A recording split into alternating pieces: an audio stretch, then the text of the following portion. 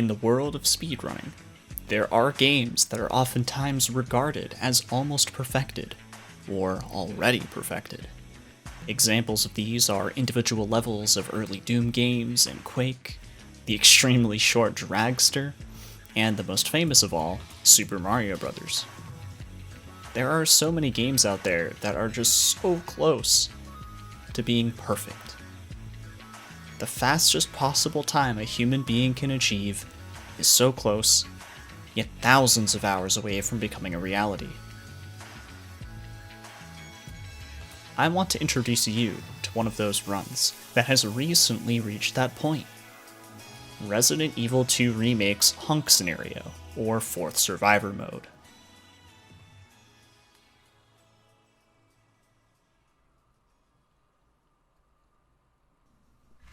Upon the release of Resident Evil 2 Remake, the day one speedruns had already began, and people were primarily picking Leon's A scenario, or first scenario, as they call it.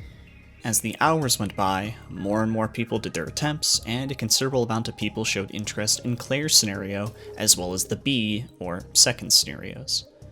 Activity was booming out of the gates, and it was no surprise, given how popular Resident Evil 7 was. Even though most people were running the main scenarios, the Hunk and Tofu modes were getting some attention as well. One of my bestest buds on the planet, Bakba Soup, was in the mix of players running Hunk. It's a short scenario that's quite different from the main scenario speedruns, so runners were pretty happy to do attempts of it in between the longer main scenarios. He treated it as such for a bit, but quickly found himself running it for hours, trying to achieve a time below 7 minutes. Considering this was only 2 weeks after the game's release, it was the first big milestone for the category, and I think it inspired people to continue optimizing it and just running it in general. This is when a certain runner started his journey to achieving an unimaginable time. KFG Musasaurus, a new individual popping into the speedrun scene, was very quickly becoming the top competition for the Hunk scenario. He claimed top spot and kept grinding his time down. 655, 651, 644, 642, 641, 639, 638, 636, and finally, on November 16th of 2020, he would submit a 635 to the leaderboard. This run was deemed an absolutely bonkers time, and it would remain the record for a long time. Was there anyone who could beat him? Was there a runner in the scene just lurking in the shadows? Who was the one runner who was in second place this whole time? Well, that person is the reason for this video, and the person who was finally the one to take down Musasaurus. Jikkachan. Nice. Jikkachan is originally a classic Resident Evil 2 runner who's been around the scene since 2013. Jikkachan has videos that range from old world records and task runs to strat discoveries and route comparisons. It's obvious that he has the skills, the knowledge, and the determination. But achieving a 634? I mean, despite the game only being 2 years old, achieving a time like that in this category? Well, it's reaching the almost perfected status that I briefly mentioned at the beginning of the video. It may not be frame perfect, but the way that this game works leaves no room for mistakes. Allow me to take you through the entirety of Jikkachan's 634 run and explain every single thing that had to happen for this to be achieved.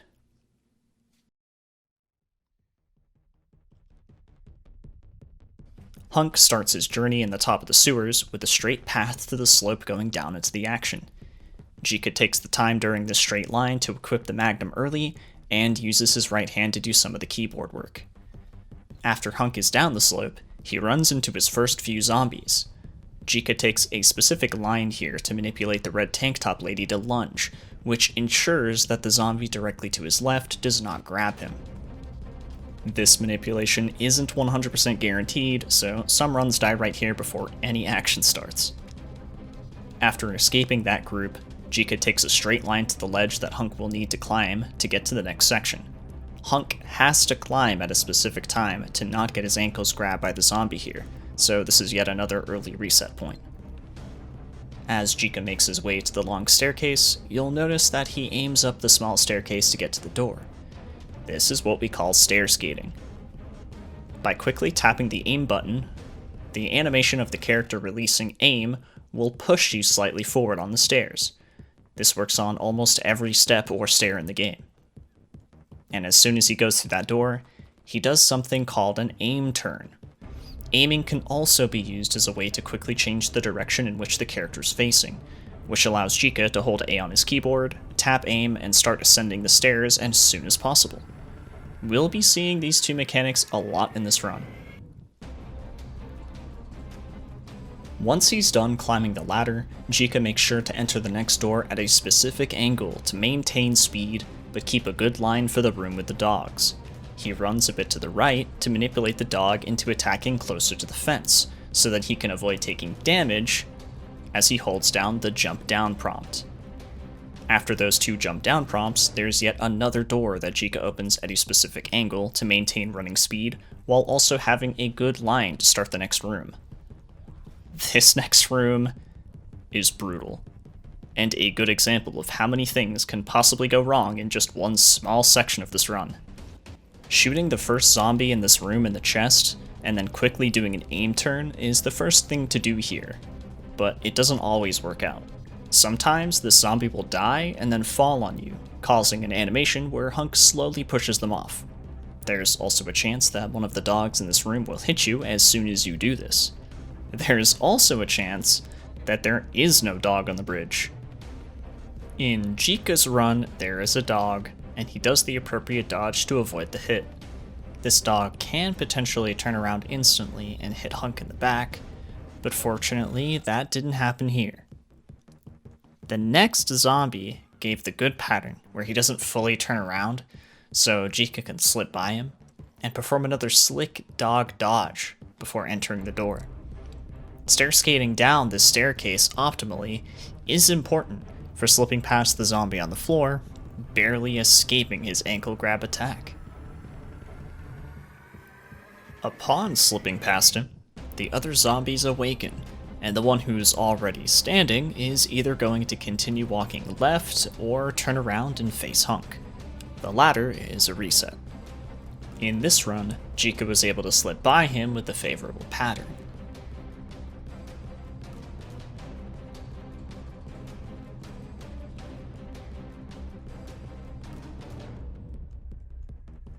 He ascends the stairs in quick fashion and jumps back down into the sewer water. This is where you encounter two G-adults, which have notoriously broken attack hitboxes. You can manipulate the one on the right to do an attack where he spawns a small parasite, while shooting the one on the left with the magnum, effectively stunning it. If done correctly, Hunk can slip by on the right with no damage taken.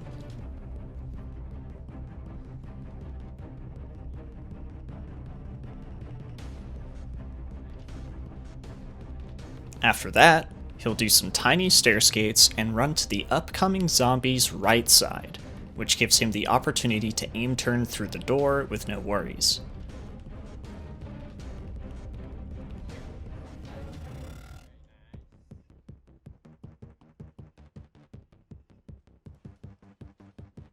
After exiting the elevator, he skates some more and enters a room full of zombies waking up. The specific line here prevents any zombies from being able to grab at Hunk's feet, so it's pretty important to do this line correctly. More aim turning and stair skating leads Jikka to the first licker in the run, which can give varying attack patterns. This time, the licker goes for the tongue attack, which can be dodged by simply going to the left, but turning around and looking at the licker is necessary.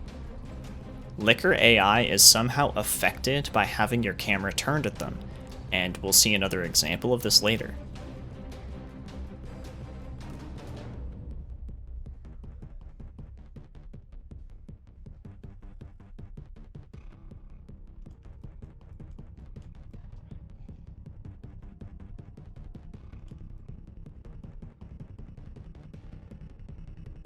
The next bit of the run is some perfect movement that allows you to slip by a couple of zombies on the floor, and specifically a dog, to reach the ladder to the parking garage. This dog does have a chance of trying to attack you, and sometimes Jikka will have to kind of swerve around, but this time it was pretty clean. In the garage itself, there are some tricky zombie placements. The strat is to shoot the zombie in the white coat at a specific angle to get a collateral on the zombie in the back right. This will allow Jikka to take an optimal line past the stunned zombie in the back while being far away enough from the zombies on the left to avoid getting grabbed.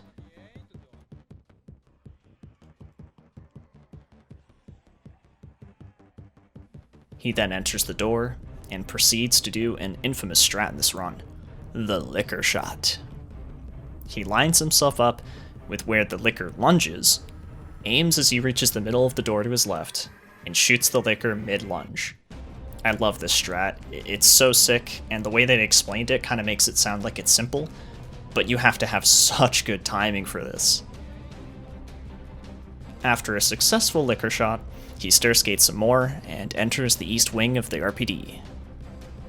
In this hallway, Mr. X makes his appearance. Fortunately, he can be manipulated by taking a specific line to the left and then doing a normal turn to the right. For some weird reason, this causes Mr. X to either do a lunging punch or not attack at all. If you're too close to him, he will grab you and toss you, like Zangief or something. Once Jikka has escaped Mr. X, he enters the office where multiple different zombie patterns can happen. The first zombie at the door before even entering the office itself can be problematic.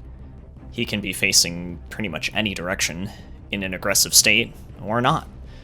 In this run, you'll see that the zombie turns towards the door, which can be very risky. Unless Jikka gets the fastest door opening, that zombie will probably lunge and successfully grab.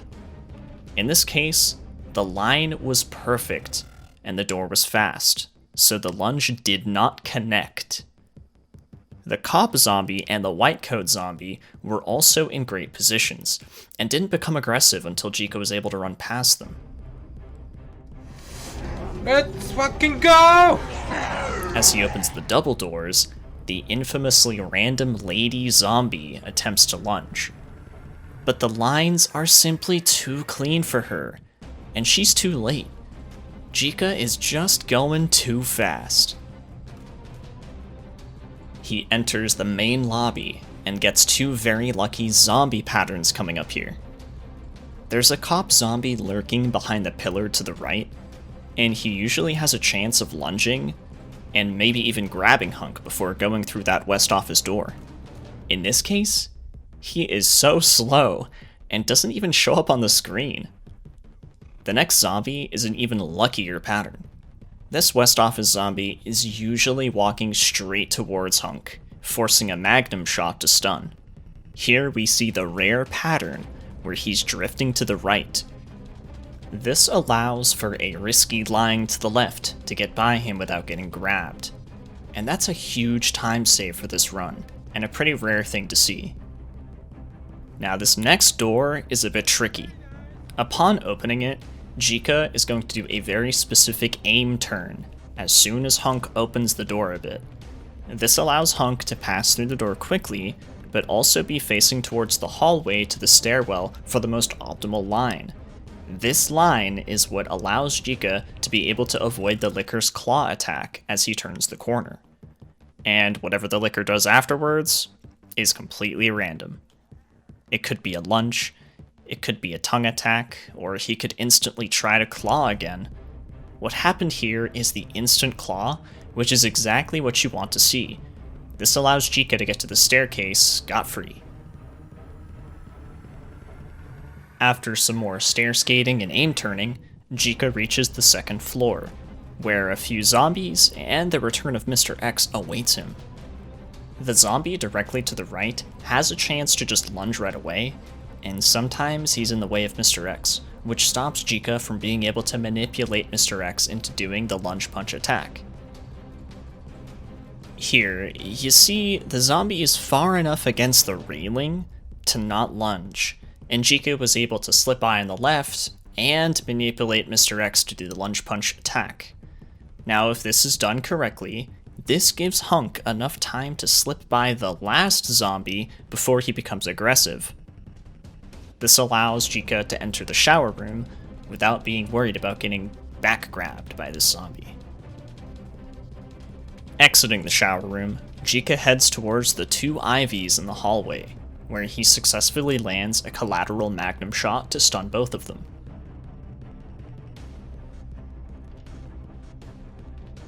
After that, you see him do a very specific stair skate in the next room to time a 90-degree turn into the door that a zombie opens. Doing this allows Jikka to get the fastest line through the door and pass the zombie on the floor before it gets in the way.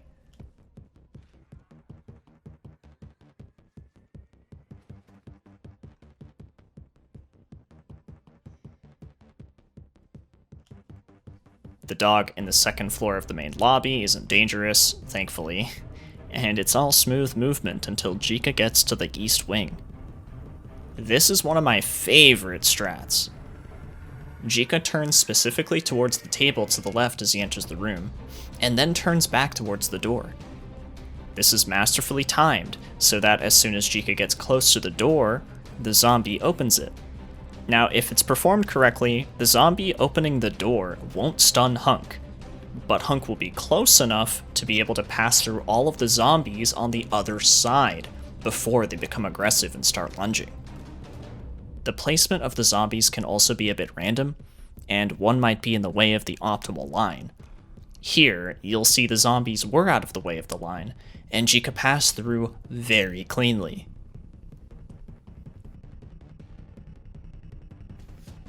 Now the liquor in this hallway can be passed on the right side with some clean movement, which leads to a very specific staircase.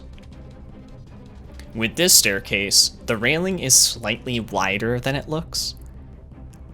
This makes the aim turn at the halfway point quite deceiving. Clearly, Jikka is very experienced with how awkward this railing can be, and makes no mistake aim turning and popping the zombie at the top straight in the chest. This next door leads Jikka to a pretty scary part of the run, the G-adult guarding the ladder. After aim turning towards the ladder, it's possible that this G-adult will just grab Hunk and kill the run right then and there. But there's also the possibility of it doing a slap attack. Thankfully, it goes for the slap, and Jikka reaches the ladder. This is when Jikka looks at his timer and realizes how fast he's truly going. He knows it's 34 pace. 34 pace! He keeps his composure and performs the line to get past the two lickers and the floor zombie outside. The next set of aim turns and stair skating is a bit specific, and it requires a lot of practice to master the angles to get through the door, onto the staircase, and align Hunk with the fence door at the bottom. This was performed almost perfectly, and the next section is the final hurdle. A G-adult, an Ivy, and a possible bad zombie pattern are all guarding him from getting to the last group of zombies before the exit. He sticks to the right, but not too far, so he can get around the deceivingly large wall of the bush.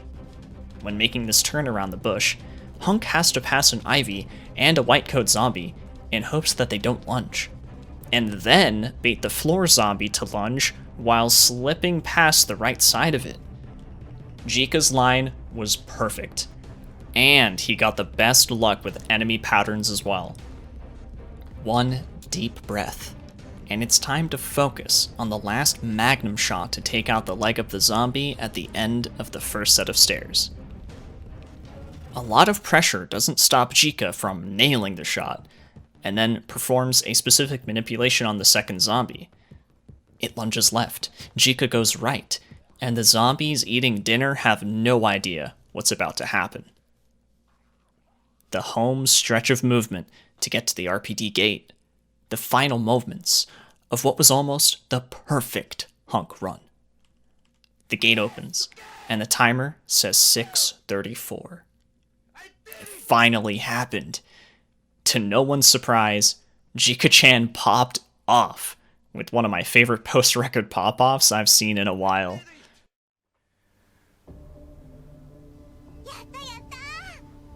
Fucking yes! Nice! Ah! I did it! I am number one! Jikka number one!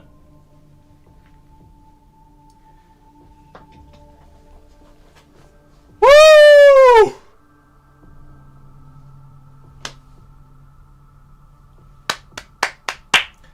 Ah! Ah! Ah! Ah! After a whole year of Jikkachan running Hunk, with thousands of attempts and many, many close calls, he has achieved what some people thought may never happen. His determination and willpower to carry on after so many possible 634s, lost to small mistakes or things completely out of his control, has led him to snagging one of the most impressive and optimal runs of a Resident Evil game we'll ever see. I believe Jikkachan is a hidden gem amongst the speedrunning community. A man from Japan with a lot of passion and a great mindset. He's always calm and collected, and shows that great things can be accomplished even if it takes a year of trying every day. He does his best to communicate with his audience on his Twitch stream in all languages, thanks to his chatbot translating everything that chat says. He does pretty well speaking English, and I respect that a lot, given English is not an easy language to learn. I can't recommend him enough, so I'm leaving all of his links in the description below for you to follow, and I encourage you to do so because he's a very talented runner. And I'd like to thank him for allowing me to analyze this run and kind of dive into it and explain why it's so good.